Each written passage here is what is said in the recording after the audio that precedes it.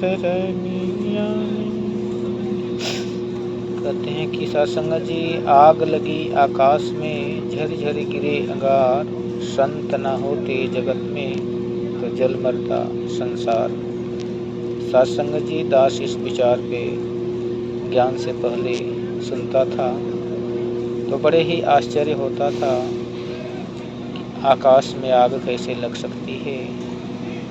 साध संगत जी, क्योंकि जिन्होंने इस वाणी को लिखा है वो प्रभु को देखकर जानकर लिखा है, और हम बिना ज्ञान लिए हुए इन शास्त्रों को जब पढ़ते हैं तो साध संगत जी अर्थ का अनर्थ हो जाता है। इस प्रकार साध संगत जी कहा जाता था कि ये आकाशवाणी लखनऊ है, ये आकाशवाणी दिल्ली है। साध संगत जी, जो हम मुख से बोलते हैं आवाज़, इसको आकाश का नाम दिया जाता है।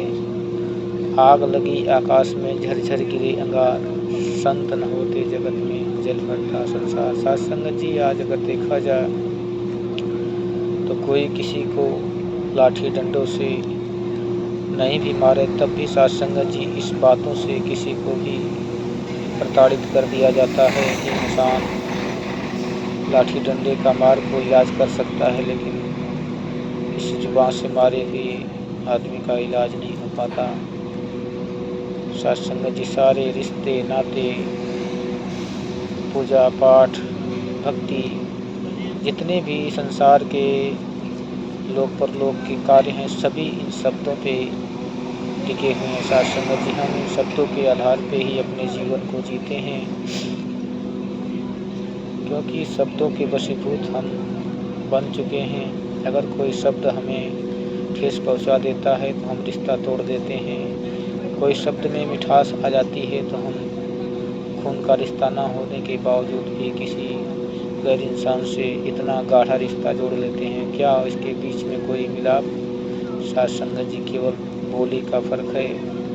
इसलिए बार बार संत महापुरुष चेतावनी देते हैं कि पहले अंदर तौलिए फिर बाहर बोलिए, क्योंकि बोली एक अमोल है, जो कोई बोले जान, ये तराजू तौल के तब मुख बहारान। साध संगत जी, ये बोली अगर प्रेम वाली है तो सारे रिश्ते कायम हो जाते हैं, अगर ये जहर वाली है तो किसी को भी रिश्ते तोड़ देती है, घर संसार फोड़ देती है, भाई से भाई को अलग कर देती है, पति पत्नी को अलग कर देती है, पिता पुत्र को अलग कर देती है। साध संगत जी, इसलिए इसी को सुधारने के लिए भक्ति करना पड़ता है।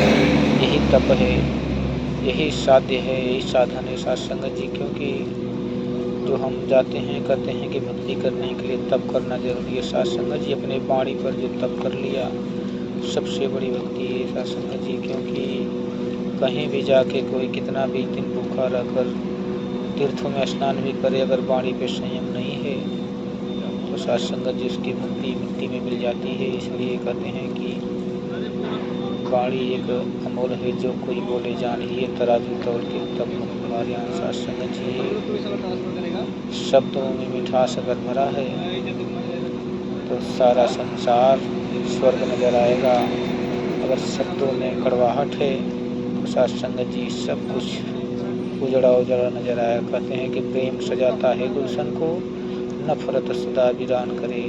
साध संगत जी, कोयल और कौवे की भी उपमा दी जाती है कि अगर किसी के सामने कौवा का वचन कड़वे होते हैं, अगर 2-3 बार बोलते तो इंसान उसे पत्थर उठा के मारने दौड़ता है। लेकिन साध संगत जी, वहीं काली कोयल भी है, दोनों के रंग एक ही हैं, लेकिन साध संगत जी उसकी बोली में कितना मिठास है।